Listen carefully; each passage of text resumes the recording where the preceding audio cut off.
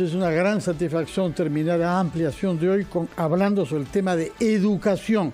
Y para eso hemos invitado a la señora Marita Palacios, quien desde fines del año pasado es la presidenta del Consejo Nacional de Educación, organismo independiente, pero reconocido por el Ministerio de Educación. Señora Palacios, muy buenos días y bienvenida a RPP. Buenos días, señor Carballo, a usted y a su audiencia. Queremos, por favor, que nos explique qué significa que se haya declarado en emergencia la educación nacional. Efectivamente, el presidente y el primer ministro han anunciado que pronto saldrá una declaratoria de emergencia del sistema educativo, el sector educación. Creo que razones hay para esa declaratoria de emergencia. La pandemia, primero, estamos en una situación de emergencia nacional por razones de la pandemia. Esta ha suspendido algunos derechos, como por ejemplo el derecho a la circulación, a la libre circulación, por supuesto por razones justificadas para evitar el contagio, y eso evidentemente ha afectado a niños, adolescentes, a jóvenes que por esa razón han estado aislados y han perdido interacciones muy importantes para sus aprendizajes, como son las interacciones con sus compañeros de estudios, con sus pares, con sus maestros, con otros adultos, inclusive los abuelos, ¿no?, que han tenido que estar en muchos casos separados de ellos, de los cuales pueden aprender. En educación para aprender son fundamentales las interacciones.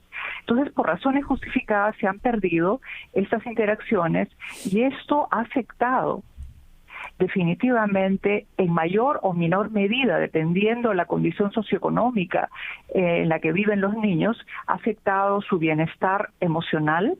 Hay problemas de salud mental, probablemente que en varios de niños y digamos un conjunto de niños y adolescentes, ha afectado sus aprendizajes, porque el currículum no se ha podido desarrollar plenamente y porque muchos de ellos no han tenido acceso a las estrategias que el Ministerio de Educación con mucho esfuerzo y sus maestros con mucho esfuerzo desplegaron el año pasado y este año a través de los medios de comunicación como la televisión, la radio o internet. Ya sabemos, no abundo en eso, sabemos las razones por las cuales todos no han podido acceder a ello.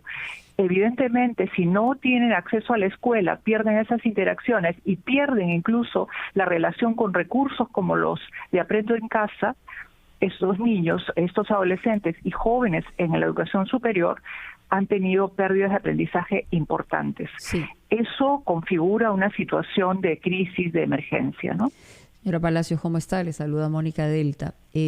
Buenos días, Mónica. ¿Cómo le va?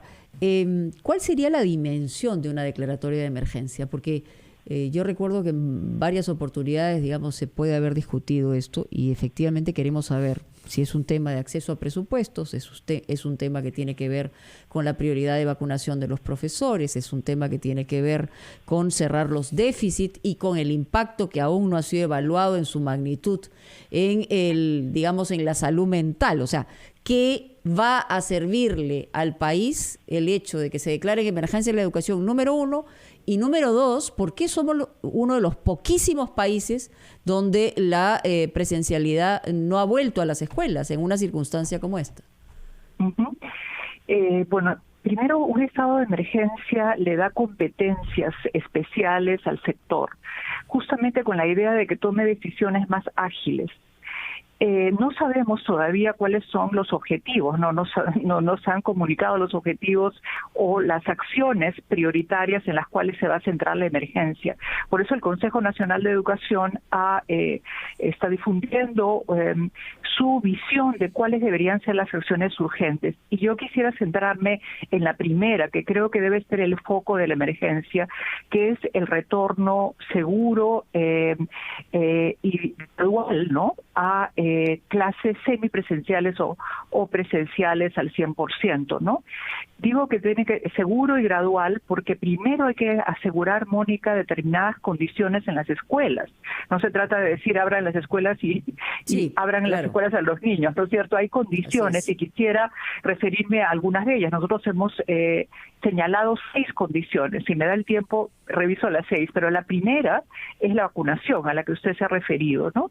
La vacunación de los docentes y del personal administrativo, porque en el caso de las escuelas urbanas hay personal administrativo y de apoyo, el personal de limpieza, etcétera, ¿no? Esta vacunación está avanzando. Según datos oficiales que hemos recibido recientemente del Ministerio de Educación, hay 33.000 servicios educativos habilitados. Quiero explicar al público que servicios no es igual a escuela o a edificio escolar, ¿no? Los servicios son el servicio inicial, el de primaria y el de secundaria, ¿no? Y un solo local puede tener los 3 niveles o puede estar repartido en diferentes edificios, digamos, ¿no? Entonces hay 33.000 servicios educativos en cualquiera de estos 3 niveles que están habilitados, es decir, que ya tienen las condiciones que exige el Ministerio de Salud y el Ministerio de Educación para retornar a esos edificios, a las escuelas, ¿no es cierto?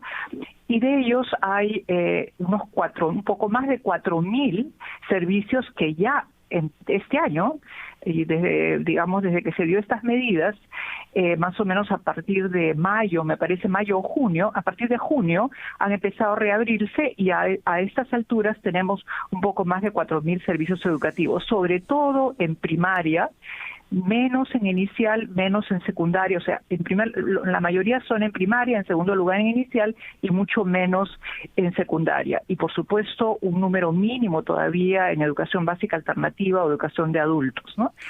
Eso no puede parar, tiene que continuar, igual que la vacunación. No debemos interrumpir ni la vacunación, ni debemos interrumpir la mejora de las condiciones en la infraestructura, equipamiento, conectividad, con medidas de bioseguridad que hay que asegurar en las escuelas para que estén habilitadas y que luego los padres de familia, cuando vean que están habilitadas, se sientan confianza en enviar a sus hijos a empezar las clases, ¿no? Tomamos nota, señora Marita Palacios, de su opinión sobre esta declaratoria de emergencia y contamos naturalmente con el Consejo Nacional de Educación para que nos vaya diciendo si las cosas evolucionan en este sector tal y como es deseable, y si no sucede, que se aprovecha de esta declaratoria de emergencia para objetivos que no han sido claros por ahora. Muchísimas gracias por su presencia.